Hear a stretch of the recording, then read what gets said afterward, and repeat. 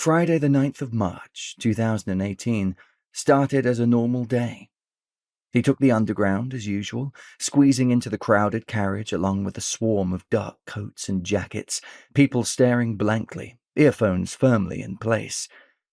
Hunching his shoulders against a chill wind, he walked from the station to the nondescript building where he'd worked for almost 2 years, forcing his feet to take him through the front door into the dusty lobby and on into the creaking lift. At the 3rd floor, the lift deposited him in a gloomy stairwell opposite the double doors that led to the open-plan office where he worked. As usual, he made his way to his desk next to the window, avoiding eye contact with Rachel at reception, James at the desk next to his, and the girls across the way who always seemed to be watching him. But today, something was different. Someone had already been here. A neon pink post-it note sat jauntily on his computer screen. It wasn't there when he'd left yesterday. He glanced over at James, but his colleague was frowning intently, jabbing with stiff fingers at his keyboard. Removing the slip of paper in a single swipe, Daniel studied it in the palm of his hand. The message was friendly enough. "Hi, Dee. Need a chat. 5 o'clock, my office. Thanks. Jay." But his stomach did a tiny flip, his shoulders tensing as he crumpled the note into a ball and dropped it into the plastic bin under his desk. It lay there, pulsating with rude color, a silent reminder. As he fired up his computer, he remembered that color on another day.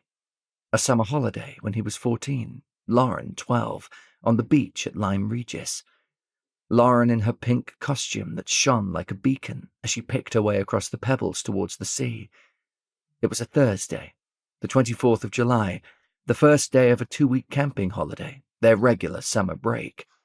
It wasn't quite raining, though the clouds on the horizon were gunmetal grey and plump with unshed water.